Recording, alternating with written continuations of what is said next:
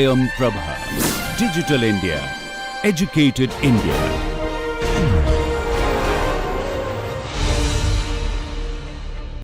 Hello students.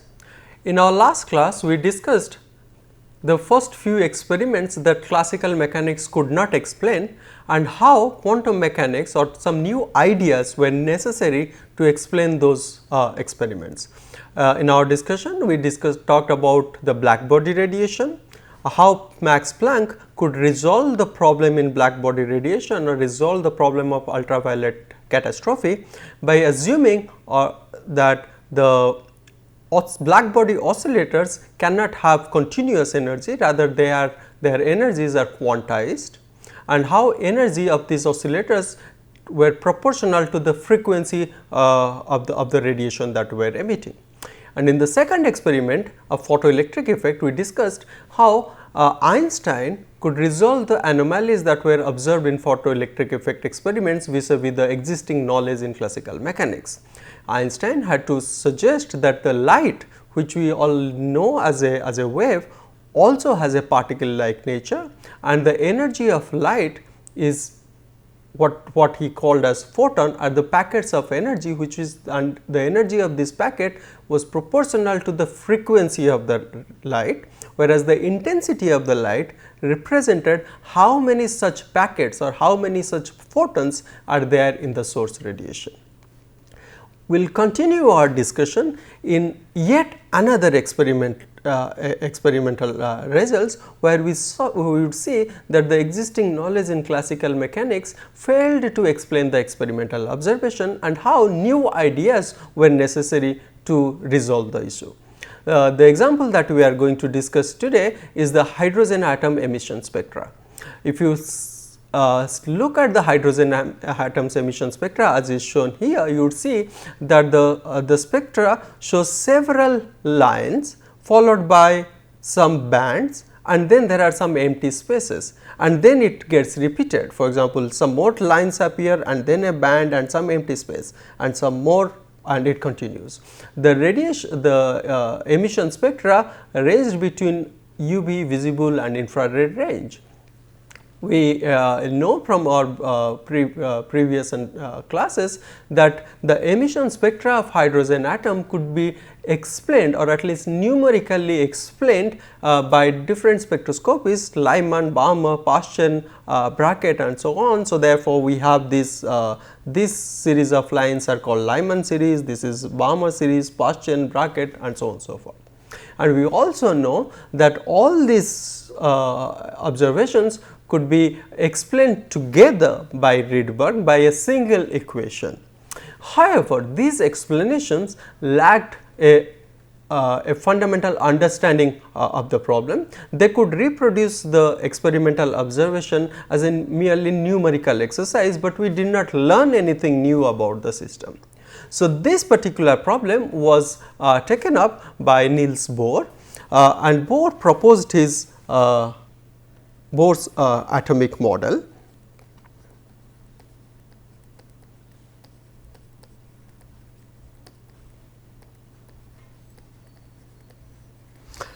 In Bohr's atomic model, Bohr assumed a few things. First of all, he suggested that an electron in an atom goes around the nucleus in a fixed orbit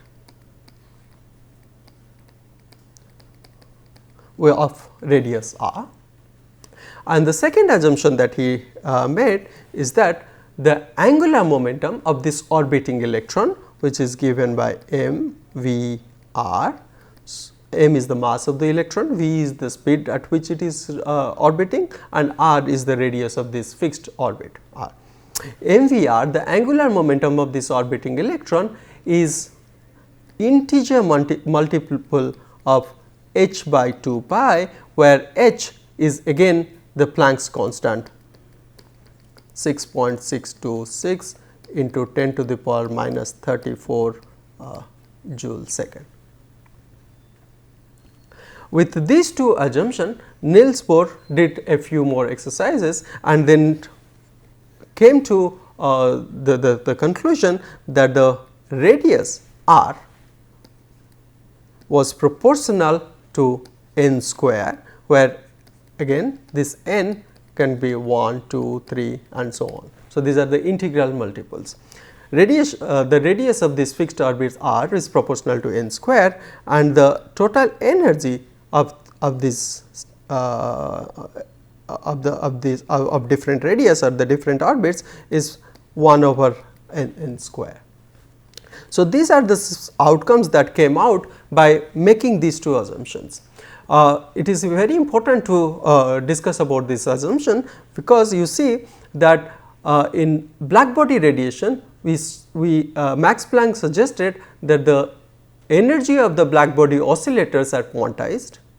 In photoelectric effect, Einstein suggested that the energy of radiation, energy of light is quantized. Now, in this experiment, Niels Bohr is suggesting that the angular momentum of the orbiting electron is quantized. What it means? It says that the electron, when it orbits around the nucleus in an atom, it cannot occupy any radius, rather its radius is quantized, it has n independence. The electron, while orbiting the nucleus, cannot have any continuous value of angular momentum, rather it has discrete or quantized value of angular momentum. And similarly, the energy of the electron, when it is orbiting the nucleus, it cannot have any continuous value of energy, rather it has got some discrete value of energy or quantized values of energy. So, this principle of quantization or the dependence of physical observables like radius, angular momentum, energy, their dependence on n, the integers, is coming out from one after another experiment. So, when we look at this, that the energy levels of hydrogen atom are quantized, then we see that this is where this is the energy level that comes out of Bohr's atomic model. We see that there are different energy levels, and the electron jumps from one higher energy level to a lower energy level and emits that radiation, and that radiation is what we see in the hydrogen atom's emission spectra. This model could explain why we have some lines, well separated lines, followed by some bands and then some empty spaces, because this model clearly shows that since the energy of the orbiting electron is quantized. So, therefore, from one orbit to another orbit, when the electron makes a jump, the energy that comes out of this process is also quantized. You cannot expect all possible energy values to be emitted by the hydrogen atom's electron. Rather, you are expecting, based on these laws, you are expecting that only certain values of energy are going to be observed, and this is what is being observed in this hydrogen atom's emission spectrum. Bohr's atomic model could explain the hydrogen atom's emission spectrum very well. However, it could not explain a few other things, few other related things. For example, the emission spectra of all heavier atoms could not be explained by Bohr's atomic model. Not only that, even for hydrogen atom's emission spectra, if you subject the hydrogen atom to external electric field or magnetic field, the Bohr's model could not explain the emission spectra of hydrogen atom in the presence of external electric and magnetic field.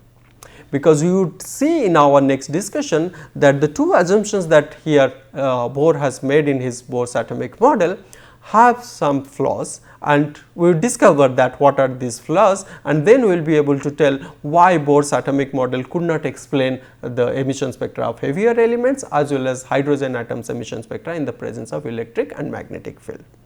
But before that, we would discuss not another experiment, rather another theoretical idea that changed our understanding of physics forever.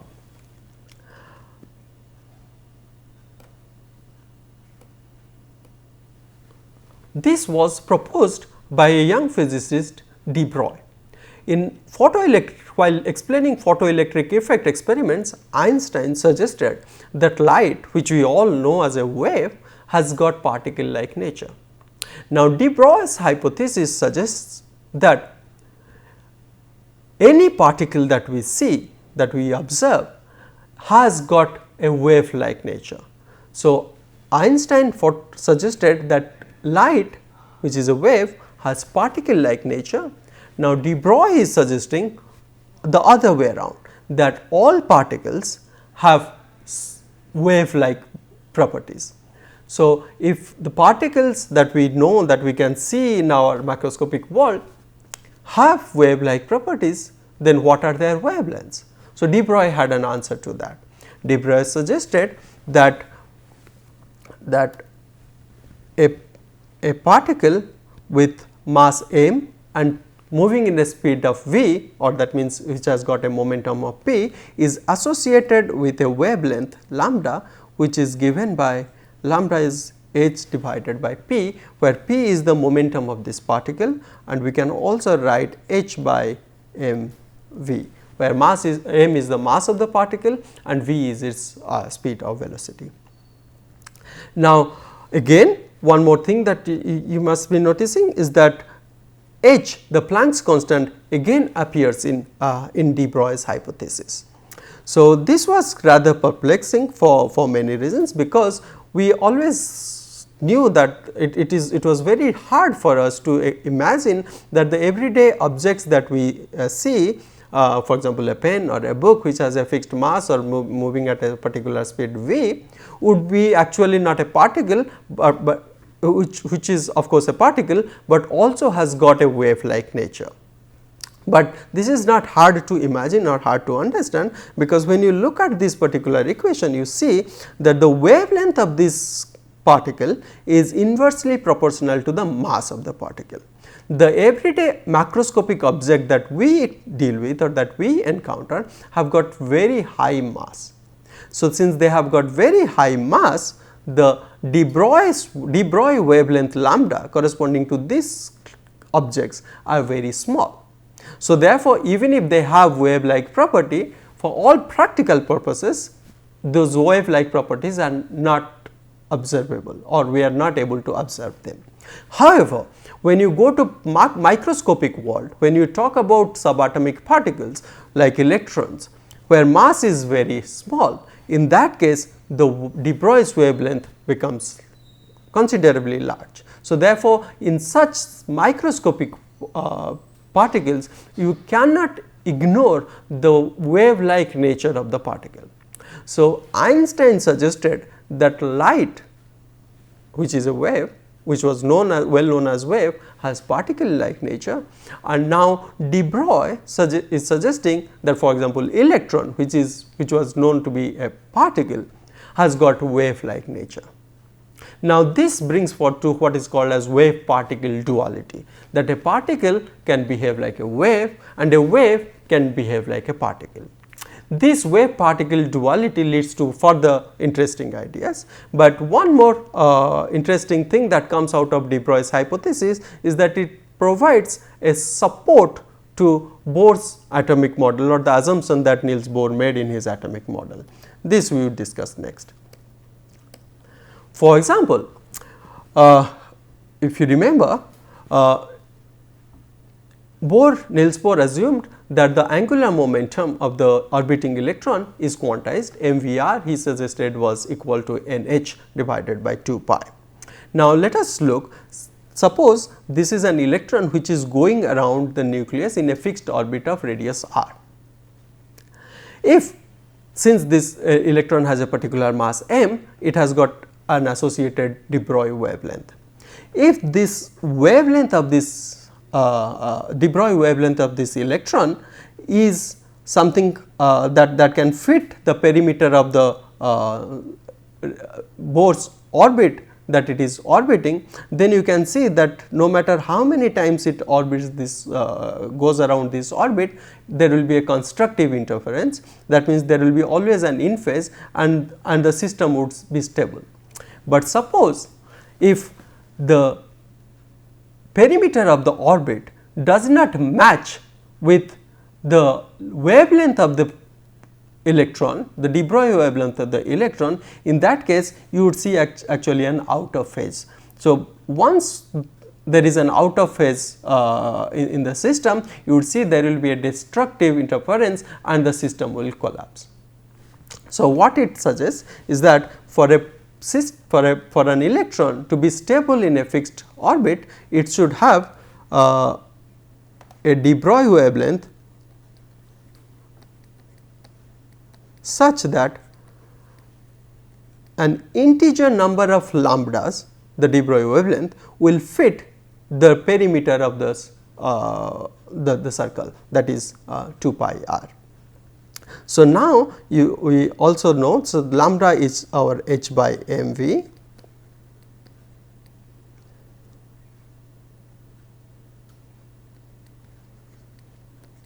is 2 pi r, and then we can rearrange this equation mvr equals nh divided by 2 pi, and this gives a justification to Bohr's assumption that the angular momentum of the orbiting electron is quantized.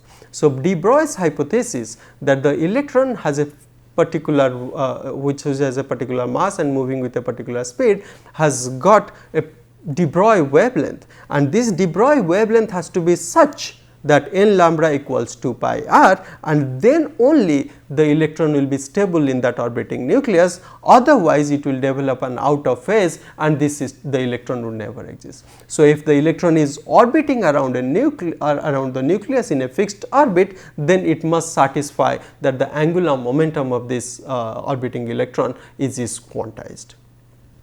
Now, as I have already mentioned that we have now come to a stage where we have this so called wave particle duality. Now, the particle behaves like a wave and the wave behaves like a particle. This gives rise to an interesting problem. Suppose I would I want to determine the position of an electron with an accuracy of, let us say, delta x. I want to see that whether an electron which has a particular mass, whether it is present within this range of space delta x. To do that, what experiment can I do? The one possible experiment is that I will allow electromagnetic radiation or light to interact with the electron, or I will shine light onto the electron and then look at the response. Now, if I want to determine the position of this electron with a precision of delta x, so I must use a light of wavelength lambda which should be less than delta x. Now, if I want to determine the position of the electron precisely, my delta x should be as small as I can get. So, if delta x is small, to be able to make that precise measurement, my lambda of the incident radiation should be even smaller.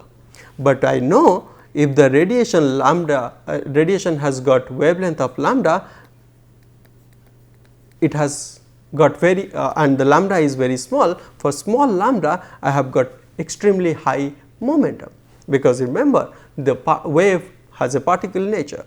So, the light that I am sending has, if it has very low wavelength, then it has got very high momentum, and the moment this light interacts with the matter or the electron, since light is now a particle, the electron is also a particle, then there is a collision, and in this collision there will be momentum transfer from light to electron, because remember this light has low wavelength, so therefore high momentum. Now, the large momentum that this light carries will be passed on to the electron. So, the very act of measurement through which I interact the light with electron, the very act of measurement of the position of electron influences the momentum of the electron. How? Because the collision of light and electron will lead to transfer of momentum from light to electron, and therefore, electron's momentum will change. So, that means if I want to measure the position of the electron precisely, I have to give up my hope in determining the momentum of the electron, because the very act of measuring the position will compromise the result that I am getting out of regarding the momentum of the electron. Now, how do I resolve it?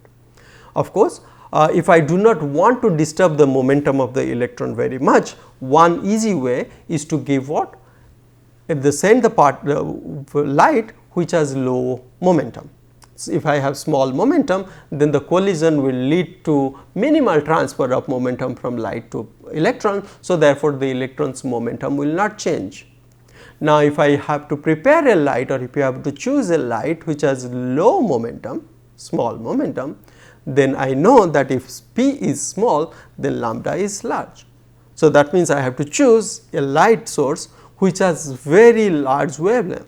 Now, if I have chosen a very large wavelength, so the lambda, the wavelength must be less than the precision of my position experiment. So, if lambda is less, so that lambda is more, then delta x is even more, is even larger. So, in that case what happens, that my precision of position measurement is getting compromised.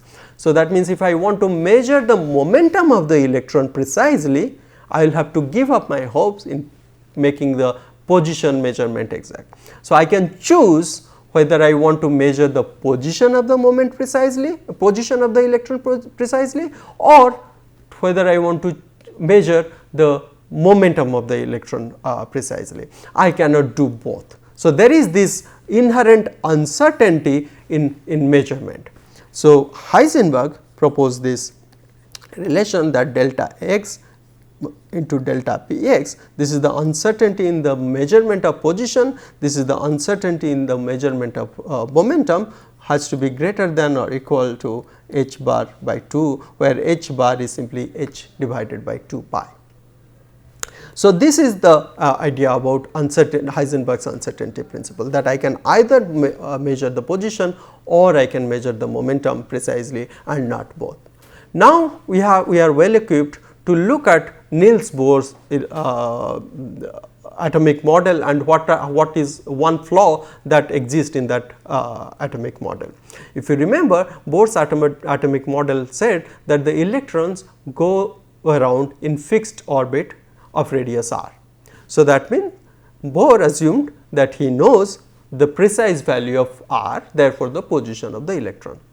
In the second assumption, he said that angular momentum of the particle is quantized, mvr equals nh bar. So, therefore, in two assumptions what he did is that he said that I know the exact position of the electron as well as exact momentum of the electron, and that is a strict no in quantum mechanics, because you cannot have precise knowledge about the position as well as the momentum of the particle, and that is the mistake in Bohr's atomic model, which prevented the atomic model to be used in case of heavier elements, and also to be able to explain the emission spectra of hydrogen atom in the presence of electric field and magnetic field.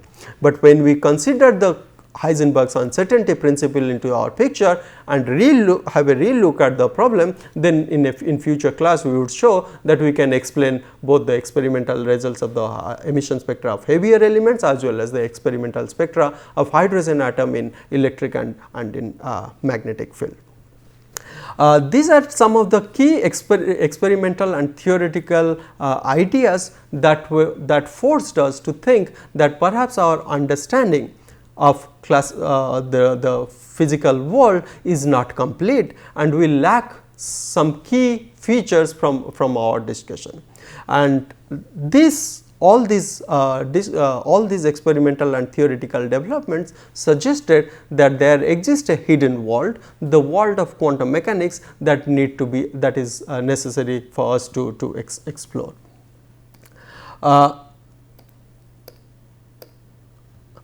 Next, we would look at some of the key milestones in the journey of quantum chemistry. So far, what we have discussed is that some of the experiments that could not be explained through classical physics, and we needed some new ideas such as quantization of energy, quantization of radius, quantization of angular momentum. Then we also had duality, wave particle duality. The particles can have wave like nature, the waves can have particle like nature. All these new, interesting and unprecedented ideas were used to describe some of the these experiments. I would just take you through some of the important milestones in the journey of quantum chemistry and how it has become so relevant in today's research in physics and chemistry. For example, to begin with, 1926 Schrödinger solved the hydrogen atom problem, and soon after Hitler and London provided an explanation as to of any chemical bond or the bonding in the smallest possible system, hydrogen molecule. So, we cannot actually describe a chemical bond, or we cannot talk about a chemical bond with complete knowledge unless we invoke the principles of quantum mechanics. The journey continued by Slater and Pauling, who showed how chemical bonding occurs in heavier molecules like nitrogen and oxygen. They introduced the concept of orbital hybridization, followed by soon after Kuhn, Mulliken and Slater, they proposed the molecular orbital theory, the concept of electron delocalization. Soon after, Hartree, Slater and Gaunt suggested this very useful self-consistent field and the variational principle for self-consistent field. In 1951, Ruthan provided a matrix formulation of Hartree-Fock theory that made this theory very popular, because around that time we are witnessing rapid progress in computers, and with the matrix formulation it was becoming easier for us to solve complex quantum mechanical problem through computers. Soon after Popel and Cohn and Schramm in 1960s and 70s put forward two very important theories, the wave functional theories and density functional theories, which are now two of the most commonly used quantum chemical strategies to deal with molecular system, large molecular system. And in 70s, Wachtell and Leavitt took quantum mechanics to an even further height by introducing quantum mechanics to in the field of biology. Many of these names that I uttered in this lecture today have received Nobel Prizes for their seminal contribution, and in the rest of the course we would actually discuss more about quantum mechanics. As you have seen that there are many new ideas that have been put forwarded through in quantum mechanics, and quantum mechanics has become a kind of a new language. As in any new language, when you want to speak that language, when you want to communicate in that language, you must know the grammar of it. And in next few classes, what we would do is that we will discuss about this grammar of this new language of quantum mechanics. Thank you very much.